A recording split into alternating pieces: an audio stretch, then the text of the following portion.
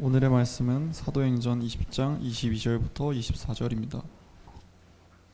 봉독하겠습니다.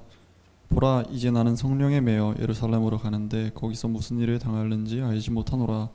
오직 성령이 각 성에서 내게 증언하여 결박과 환난이 나를 기다린다 하시나 내가 달려갈 길과 주 예수께 받은 사명 곧 하나님의 은혜에 복음을 증언할 일을 마치려 하면은 나의 생명조차 조금도 귀한 것으로 여기지 아니하노라.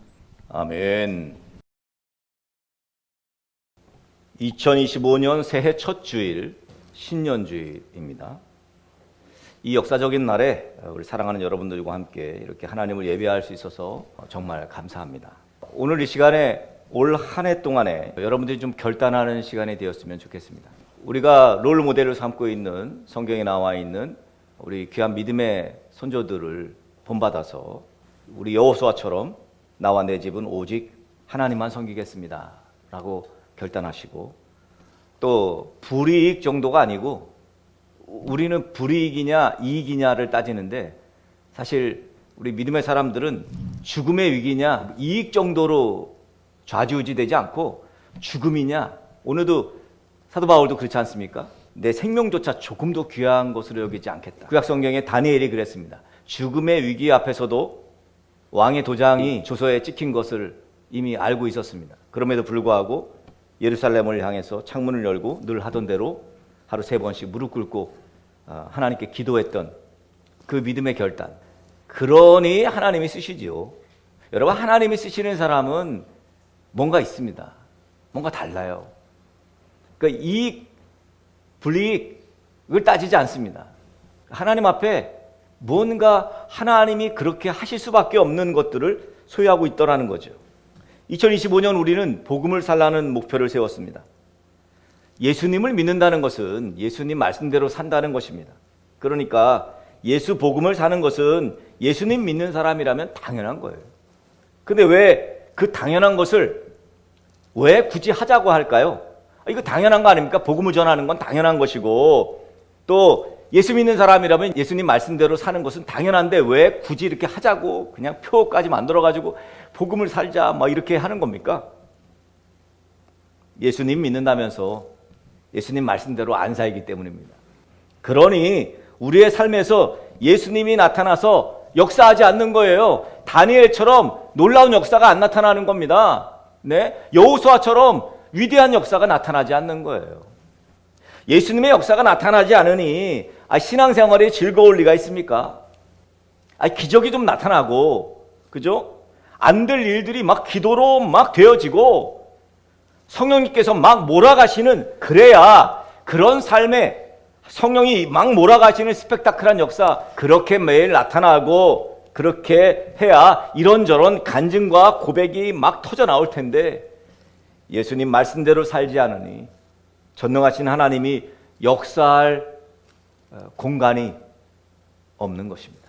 예수님께서 이 세상에 전했던 복음의 핵심은 하나님 나라가 이 땅 위에 임한다는 것입니다.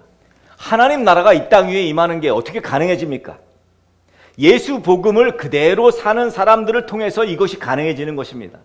날마다 믿는 사람의 수가 더해지면서 이게 가능한 거예요. 하나님 나라가 세워지는 거예요. 점점. 누군가는 예수 복음을 살아야 그 사람의 삶을 보고 예수 복음을 알게 되고 믿게 되는 사람들이 생기는 것입니다. 그것이 하나님 나라가 이 땅에 임하는 것입니다. 주님의 종이었던 바울은 자신의 뜻이 아니라 하나님의 뜻을 쫓아 살았어요. 예루살렘에 지금 가잖아요. 예루살렘에 왜 갑니까? 이제 뭐 헌금한 것들, 이런 것들은 이제 예루살렘에 이제 전달하러도 가고 복음을 전하러 가는데, 여러분, 예루살렘은 결박이 또는 핍박이 기다리는 곳입니다. 예수 믿는 사람들 잡아가두는 일을 예루살렘에 했었어요. 사도 바울이 사울일 때 해다가 이제 다메섹에서 예수님 만났지 않습니까? 자기가 했던 그 일, 예수님 믿는다는 사람을 잡아서 오게 가두고 죽이고 했던 그곳으로 가는데 그 결박이 있고 핍박이 왜 없겠습니까? 그런데 그곳에 지금 간다는 거예요. 오늘 22절의 말씀에 보면 중요한 표현이 나와요. 정말 중요한 표현. 그냥 내 의지로 가는 것이 아니라 성령에 매여 그랬어요. 성령에 매여. 주님의 말씀에 순종함으로 나아갔습니다. 성령께서 이끄시는 거예요. 그냥 안 갈 수가 없게. 야, 네가 그러고도 집사냐? 네가 그러고도 권사냐? 그러면서 성령께서 우리 안에서 말이죠. 우리 복음의 의지는요, 종교적인 사람을 만드는 게 아닙니다. 우리가 복음이 선한 사람을 만드는 게 복음이 아니에요. 도덕적으로 훌륭한 사람을 만드는 게 복음이 아니에요. 예수님 말씀대로 사는 사람을 만드는 것이 바로 복음을 사는 사람들입니다. 예수님 말씀대로 사는 사람이 되는 것, 이것이 복음을 사는 사람들이에요. 예수님 믿습니다 하면서도 예수님과 무관하게 사는 사람은 예수님 믿는 사람 아닙니다. 제가 늘 말씀드립니다만 깍두기 담글까요? 배추김치 담글까요? 정말 본질이 아닌 것들로 교회가 무너지는 경우를 너무 많이 봅니다. 복음은요, 예수님께서 죽을 수밖에 없는 우리를, 죽을 이유가 충분한 그 우리의 죄를 대신 지시기 위해서 이 땅에 오신 인카네이션, 성육신하신 사건, 이게 복음의 시작이에요. 그래서 우리 성탄절을 대단하게 여기는 것은 성육신하셨기 때문입니다. 십자가에서 죽으셨습니다. 그리고 부활하셨습니다. 이것을 믿는 모든 사람들에게 하나님의 자녀된 권세와 영원한 생명을 허락하셨다는 것이 바로 복음이에요. 더 이상 너는 죄 없어. 그렇기 때문에 예수님께서 이 땅에 오신 인카네이션의 성육신 사건이 기쁜 소식이고, 십자가 대속의 사건이 기쁜 소식이고, 부활 사건이 기쁜 소식이 되는 것입니다. 뉴 바이블 딕셔너리에 보면, 이 새 성경 사전에 보면요, 이 복음에 대해서 이렇게 표현합니다. 하나님이 이스라엘에게 주신 약속을 예수 그리스도 안에서 성취하셨다는, 그리고 구원의 길이 모든 사람에게 열렸다는 모든 좋은 소식, 모든 사람에게 구원의 소식이 열렸다는 거예요. 이게 뭐 가난한 사람들에게만 아니에요. 뭐 부자면 어때? 부자든 가난한 사람들이든 나이가 많든 적든 상관이 없어요. 어디 살든지 상관이 없습니다. 누구에게나 열려있는 기쁜 소식이라는 거예요. 엄격히 따지자면 예수 복음은요, 예수 그리스도의 성육신과 그리고 십자가 사건, 부활 사건 그 이상입니다. 이 말이 무슨 얘기입니까? 하나님께서 과거에 우리를 위해서 행하신 일들도, 또 영원한 미래를 우리에게 행하실, 미래에 우리에게 행하실 일들도 다 포함하는 것이 바로 이 복음이라는 거예요. 창세기 3장 15절에 보니까 내가 너로 여자와 원수가 되게 하고 내 후손도 여자의 후손과 원수가 되게 하리니 여자의 후손은 내 머리를 상하게 할 것이요 너는 그의 발꿈치를 상하게 할 것이니라. 이것도 복음이라는 거예요. 네, 이게 복음이에요. 이게 예수 그리스도가 오셔서 이 뱀의 머리를 상하게 한다는 거지 아닙니까? 사탄의 머리를 상하게 한다는 거예요.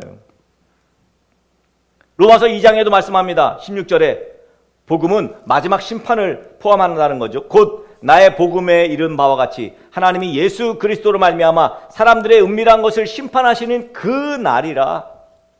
다가올 그 날. 결국은 성경 66권이 일관되게 통일된 복음의 메시지를 선포하고 있다는 거예요. 이거를 신학적으로 구속사적 맥락이라고 합니다. 모든 성경은 구속사적 맥락에서 하나님의 말씀이 해석되어야 한다는 거예요. 여러분, 복음을 들으면 그 메시지가 제시하는 모든 내용을 접했을 때 우리 삶에서 총체적인 변화가 일어나기 시작합니다. 작게는 양심의 가책을 줘요. 신앙 양심의 가책을 줍니다. 아, 너 그러면 안 되지. 너 그렇게 리베이트 주면 안 되잖아. 너는 그리스도인인데. 이렇게 짝 이건 출발이에요. 그런데 단순하게 우리의 지성이나 우리 행동에만 영향을 미치는 것이 아니라 우리 인생의 모든 영역으로 그 영향이 확장됩니다. 그래서 무슨 가정 또는 사업, 내 일터, 내 관계 맺는 모든 사람들, 네. 그리고 내 가치관, 내 물질관. 네. 여러분, 예수 믿고 난 다음에야 내가 도네이션 뭐 이런 것도 과감하게 하지, 예수 안 믿으면서 이거 쉽지 않아요, 여러분. 내 거를 어떻게 남에게 줄 수가 있어? 이거는요, 어렵습니다. 어떤 이익을 따지면 하겠지. 이렇게 하면 명예를 얻겠지? 뭐 이래가지고 하잖아요. 그런 거 아닌 이상 여러분 쉽지 않습니다. 오늘 본문은 사도 바울의 신앙 고백입니다. 사도 바울은 예수님 믿는 사람들을 잡으러 다메섹으로 가는 길에서 예수님 만났어요. 그 이후에 멈추지 않고 예수 복음을 전합니다. 성령에 매어서. 지금 예루살렘으로 가고 있는 중에 그 결박과 환란이 기다리는 그곳에 가고 있는 중에 지금 3차 전도 여행 중 아닙니까? 그때 일어난 일을 다뤘어요. 오늘 사도행전 20장은. 1절부터 6절까지는 바울이 드로아에 도착했다는 거예요. 그리고 7절부터 12절까지는 이제 오랜 바울의 설교에 듣다가 3층에서 떨어진 이 유두고 이야기를 합니다. 그 유두고가 살아나죠. 13절부터 16절까지는 예루살렘으로 가는 도상에서 바울이 순회하는 방문하는 내용들이 나옵니다. 그리고 오늘 말씀이 속해 있는 17절부터 35절까지는 에베소 장로들에게, 에베소 교회 장로들에게 이 고별 설교를 하는 내용이에요. 그리고 마지막 36절에서 38절까지 바울과 그 장로들이 작별하는 내용들입니다. 예루살렘으로 가는 바울이 이제 밀레도에서 자신이 온 힘을 다해 도왔던 이 에베소 교회 장로들이 보고 싶은 거예요. 그래서 이 밀레도라는 항구로 장로들을 불러요. 거기서 고별 메시지를 전합니다. 복음을 전하러 예루살렘으로 가게 되면 무슨 일을 당하는지 모르거든요. 근데 바울은 그 길을 멈추지 않습니다. 생명을 다해서 복음을 전하겠다고 선언하죠. 내가 결박을 당해도 환란을 당해도 복음 전하는 거 십자가 길을 멈추지 않겠다는 거예요. 정말 대단하지 않습니까? 죽을 거 뻔히 아는데 거길 간다는 게 여러분 정말 어렵습니다. 오늘 말씀을 통해서 바울 사도가 에베소 장로들에게 권면한 내용들이 현실을 살고 있는 나에게도 지금 당장 하시는 말씀이라고 여러분 들으시기 바랍니다. 교회의 구성으로서도 우리는 책임을 다해야 합니다. 특히 바울 사도가 행한 것처럼 목숨 걸고 복음을 전하는 마음으로 복음 증거의 사명을 다해야 합니다. 목숨 걸고 복음을 전하기는 어려워요. 우리나라의 현실은. 우리나라는 복음을 전해도 목숨은 걸지 않습니다. 내가 달려갈 길과 주 예수께 받은 사명이 뭐랍니까? 하나님의 은혜의 복음을 증언하는 거래요. 복음을 증언하는 일이 우리의 사명이에요. 여러분은 환경이 복음을 전할 수 없는 환경이라고 말을 할 겁니다. 근데 그 말은 맞기도 합니다만 틀리기도 합니다. 복음은요, 다양하게 전할 수 있어요. 내가 꼭 전하는 게 복음이 아닐 수 있습니다. 다른 사람이 전할 수도 있잖아요. 내가 물질로 다른 사람의 복음을 전하는 걸 도울 수도 있어요. 얼마나 방법이 많습니까? 그렇잖아요? Anywhere, anytime, anyhow. 사실 바울처럼 어느 곳에나 어느 때라도 어떻게든지 복음을 전해야 합니다. 멸망길로 가던 사람들이 회개하고 예수를 구주를 믿도록 증언을 해야 돼요. 증언. 대부분의 사람들은 일단 내가 살고 봐야 되는 거 아닌가라고 생각합니다. 그러나 하나님께서 위대하게 사용하는 사람들은 자신의 사명을 생명보다 더 앞세우는 거죠. 마태복음 16장 25절에 그랬습니다. 누구든지 제 목숨을 구원하고자 하면 잃을 것이요. 누구든지 나를 위하여 제 목숨을 잃으면 찾으리라. 여러분, 사명 없이 편하게 살고자 하면 좋을 것 같지만 예수 믿는 사람들은 안 좋습니다. 사명 없이 사는 것처럼 정말 형편없는 삶이 없어요. 내가 뭘 위해 사는지도 모르고 사는 삶처럼 정말 불편한 삶이 없습니다. 사명이 없이 아니라고 이기적인 삶을 살면 오히려 죄의 열매만 가득합니다. 그러나 주님과 복음을 위해 헌신하면 오히려 하나님께서 복 주셔서 많은 영혼을 구원하고 능력 있는 인생을 살게 하고 성령의 열매가 맺히게 되는 거죠. 그러니까 먼저 해야 될 게 있는 거예요. 여러분들은 하나님 내게 복을 주셔서 물질적 풍요를 주시면 내가 헌금하겠습니다. 내게 풍요로움을 주시면 내가 하겠습니다. 먼저 하는 건 왜 못하냐고요. 내게 시간 주시고 내가 환경을 허락해 주시고 아니라 먼저 하실 수 있는, 이게 바로 사명자의 모습이라는 거죠.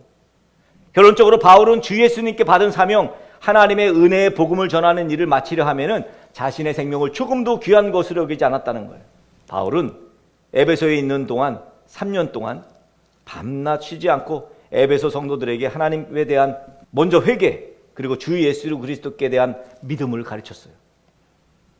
그리고 이제는 성령의 인도하심을 받아서 예루살렘에 가고자, 그곳에서 파송되어 로마까지 가서 은혜의 복음을 전하고자 합니다. 우리 등대교회 성도들도 사도 바울처럼 예수 그리스도의 십자가 복음을 땅끝까지 전하고자 하는 소원인 그 열망이 있었으면 좋겠습니다. 여러분, 소원은 생기고 열망이 생기는 것, 이거 좋은 현상입니다. 하나님, 복음을 전하고 싶은 열망이 생기고, 그러려면 뭐가 있어야 돼요? 사도 바울처럼 스펙타클한 것들이 있어야 돼요. 하나님께서 막 역사하신 사건들이 간증될 수 있는 간증거리도 있어야 돼. 그게 없냐? 다 있어요. 있어. 다 있다니까요. 하루 24시간에 내 간증거리가 없는 삶이 없습니다. 우리가 인식하지 못할 뿐이고 성령에 매여있지 못하기 때문에 인식을 못하는 거죠. 부디 여러분의 삶에서 복음을 전하겠다. 복음의 증언의 그 내용이, 복음을 사는 구체적인 내용들이 여러분의 입술로 증거되는, 여러분을 복음을 사는 이야기들로 올 한 해 우리 등대교회 가득하게 되는, 이제부터 복음, 오직 예수 복음을 증언하는 사명에 여러분들이 죽든지 살든지 헌신하는, 그래서 내가 복음을 살았노라, 올 한 해 2025년 복음을 살았네, 그러면서 마칠 때 여러분이 복음을 산 그 열매, 그 증거들이 여기 주렁주렁 이 자리에 가득하게 되는 귀한 역사가 있게 되길 예수 그리스도의 이름으로 간절히 축복합니다.